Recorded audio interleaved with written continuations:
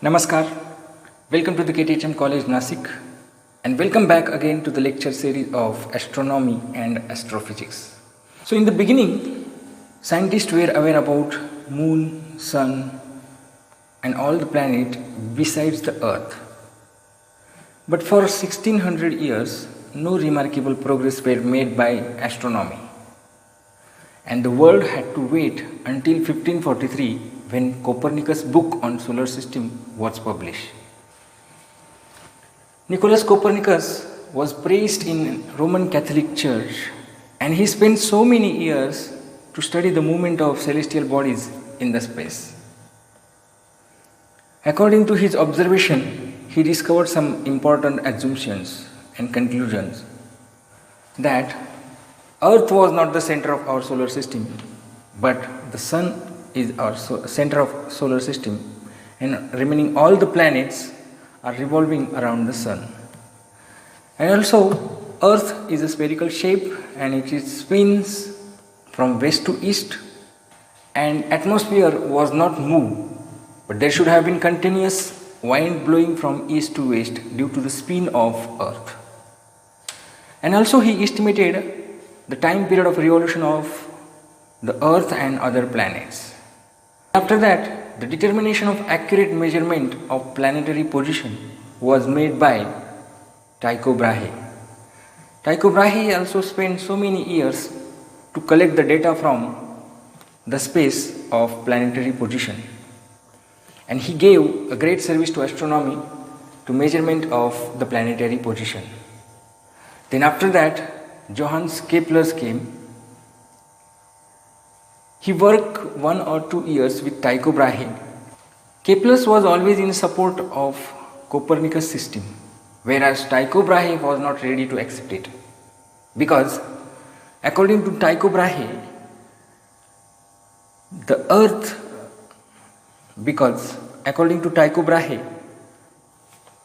all the planets except Earth and Moon revolve around the Sun, and the whole system is revolve around the Earth. Then after Brahe's death, Johannes Kepler analyzed the Brahe's data of planetary position. Then he able to prove that the Earth revolve around the Sun is not a perfect circle but elliptical orbit.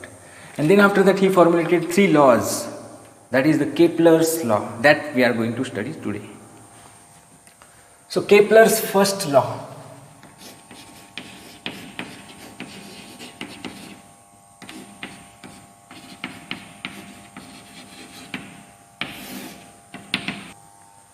The statement is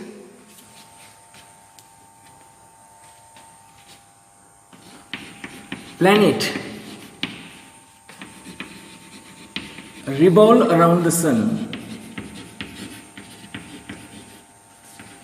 in elliptical orbit. According to the Nicholas Copernicus system of solar system, all the planets revolve around the Sun but in circular orbit. But why Kepler stated this statement? Because he observed that according to the Brahe's data, he observed that planets sometimes closer to the Sun and sometimes farther to the Sun.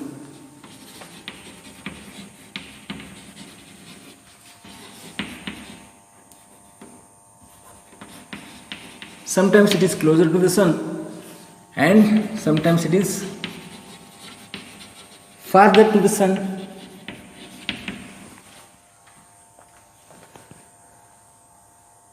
Suppose, for example, if you consider this is the position of the Sun,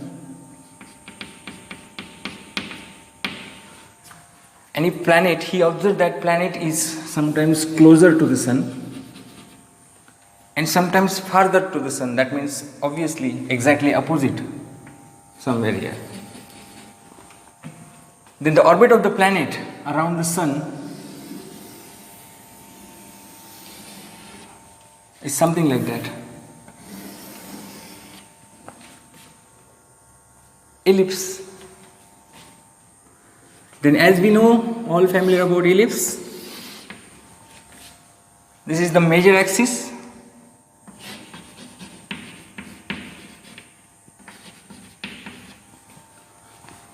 This is minor axis. This is the position of sun and planet over here. When planet are closest to the sun, we know that this is known as perihelion. And when planet farther to the sun, it is known as aphelion.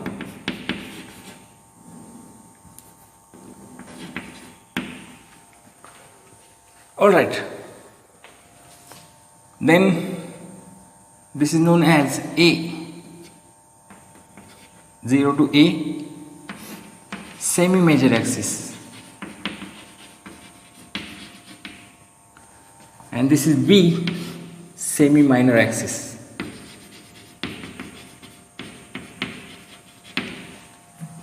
And what is the relation between A and B? Yes? A square, B square is equal to A square under root, 1 minus E square.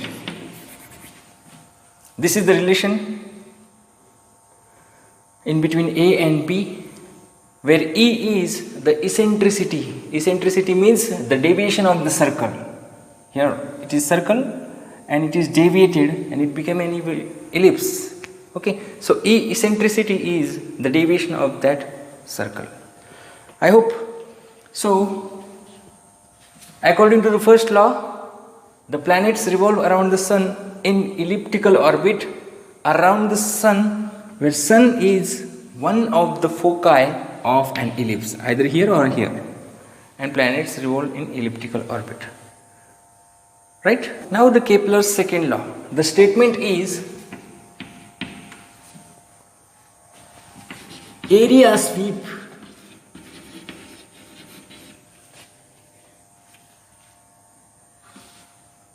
by planet by line joining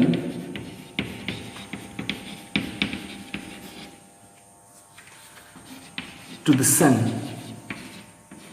is equal in equal time. Why Kepler stated this statement? Because he observed that planets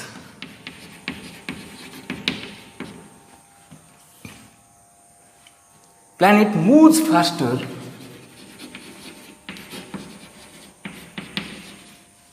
when it is closer to the sun,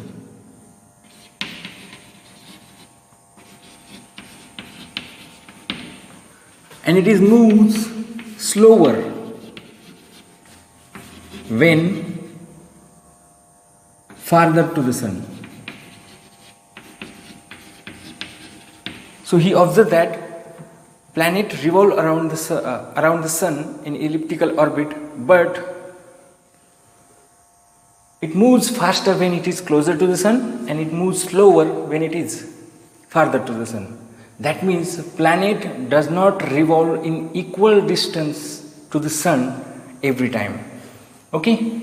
So therefore he stated that, for example, suppose see here, this is an elliptical orbit. Sun is one of the foci here, S, and planet is somewhere here.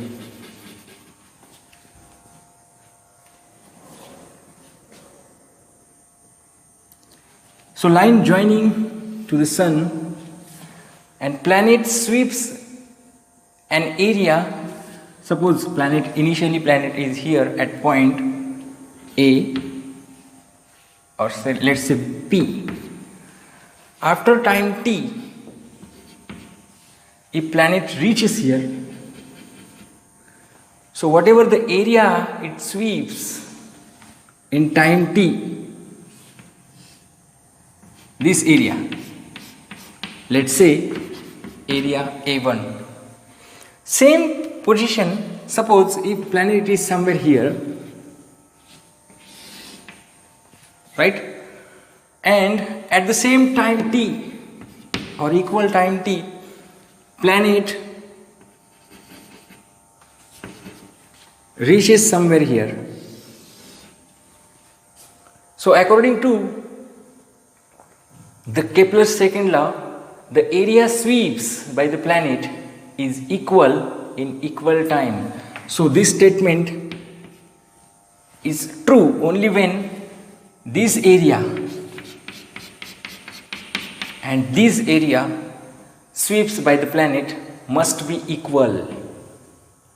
So to show that, to make this two area equal, planet covered this much path at time t here, and to make this area equal, planets must to reduce their path at time t. So therefore it concludes that planet must to become slower here to make these two areas equal, right? This is area A2. So A1 is equal to A2. That means the aerial velocity means I am going to introduce aerial velocity. So according to this statement, aerial velocity means area covered by the planet in time t is known as aerial velocity.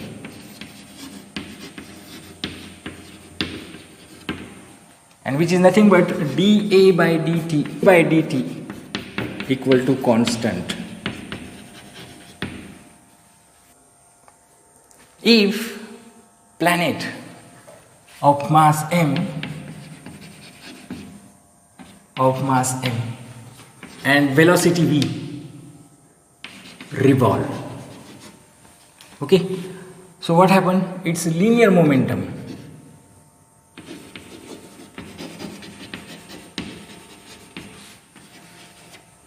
Linear momentum P is equal to mv, right?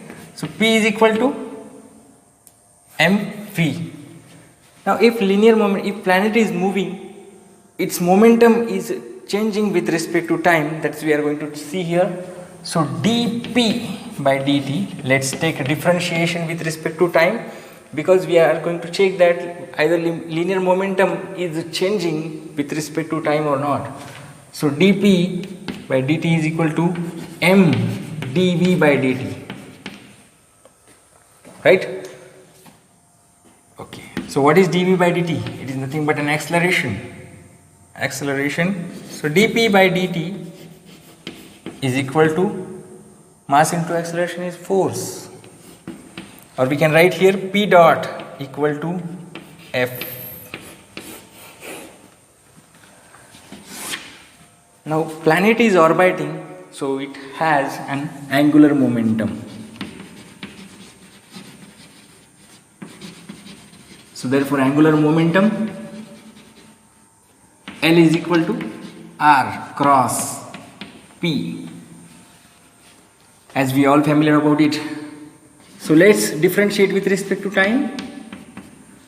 So we can write here R dot cross P plus R cross P dot. So what is R dot?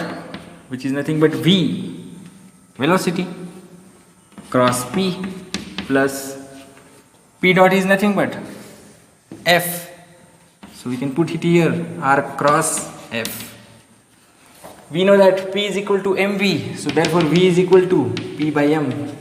So just write it here, P by m cross P plus R cross F.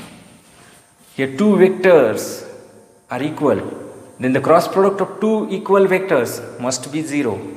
So therefore 0 plus R cross F. So dl by dt is equal to R cross F. Now suppose here is the sun and planets is revolve around the Sun, this is the R. Then the gravitational force of attraction experienced by the planet due to Sun. This force of attraction is along this direction, and the radius of the orbit R, which is showing the vector R over here. So therefore R and force of attraction, these two vectors, is known as torque. Torque is the force which causes the body rotate in circular orbit. So fine, so torque acting on the planet to the Sun, about the Sun, is 0 here. So therefore R cross F is equal to 0. And we can show it that dl by dt is 0, which is nothing but the torque acting on the planet is 0. Therefore, the angular momentum changing with respect to time is constant, 0. Therefore, the angular momentum is constant. If planet moves in elliptical orbit around the Sun,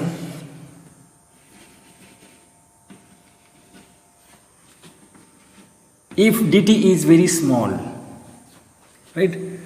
Dt means at time t planet reach from this point to this point. If dt is very small, and this is d theta, and this is the r, right? If dt is very small, then we can take this geometry outside.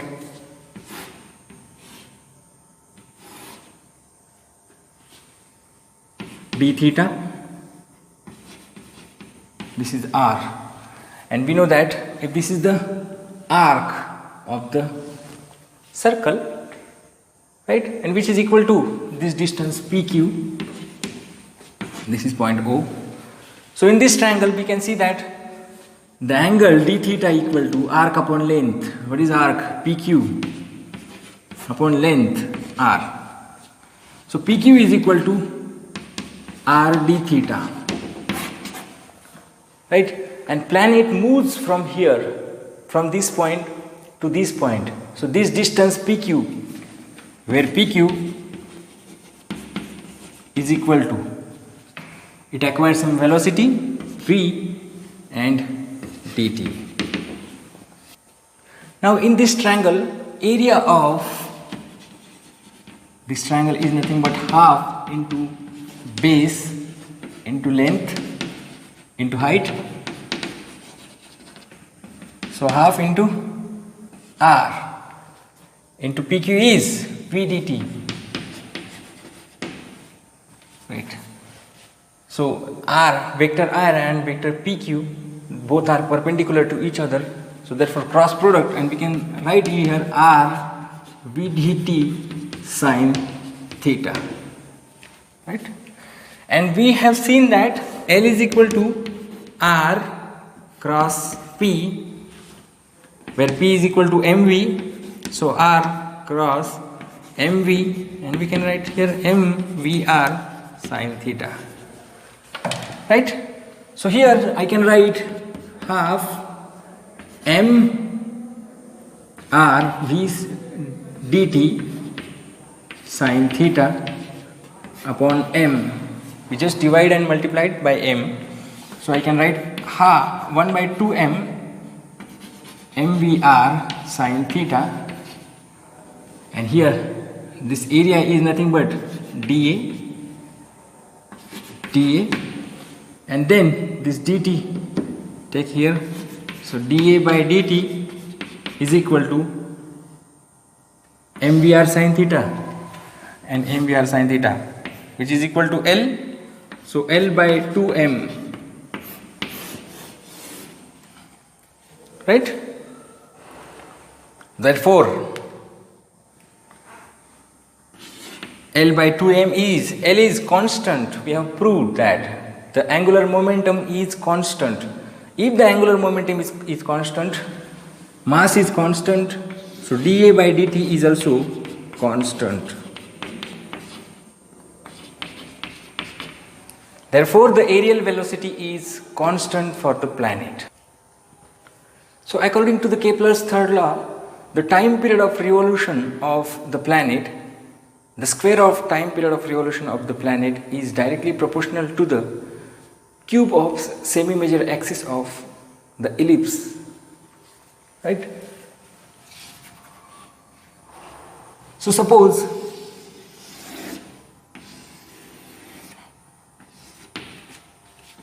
Sun is one of the foci here. This is the distance r, and this planet experiences a gravitational force of attraction that we already know, that Newton's gravitational force of attraction, F is equal to minus g m upon r square, and the planet is orbiting around the sun, therefore it acquires a centripetal force in inward direction, and centripetal force is nothing but mv square upon r. So this is the centripetal force acting on the planet by the sun in inward direction, and the force of attraction is also inward direction. So these two forces must be equal, then and only then planets orbit continuously. So therefore I can write here, this negative sign only indicates attraction. So g m upon r square is equal to mv square r. So therefore this v, we can write, v is the velocity of the planet. So take this term here, so r get cancelled, this m also get cancelled. So v is equal to under root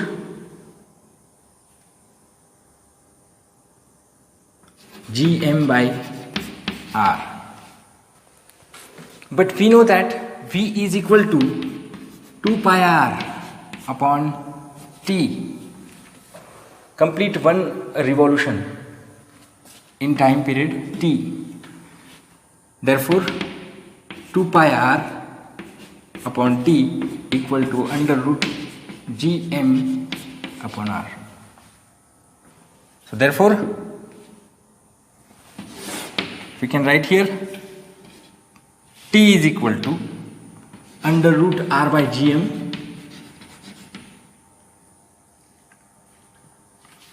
into 2 pi r. So let's take this r inside, so we'll get r cube upon gm into 2 pi. Make it square, t square is equal to 4 pi square upon gm r cube. So this expression is especially informative because it relates two values that we can measure with our telescope, that is distance to the sun and orbital period, and then that's how we know that how sun is heavy, because we know the time period of revolution of the earth and distance to the sun, 1 astronomical unit, then we can calculate the mass of the sun, right? So mass of the sun is 1.99 into 10 raised to 30 kg. So by using Kepler's third law, we can figure out how long Mars takes to complete one revolution around the sun, because we know that semi-major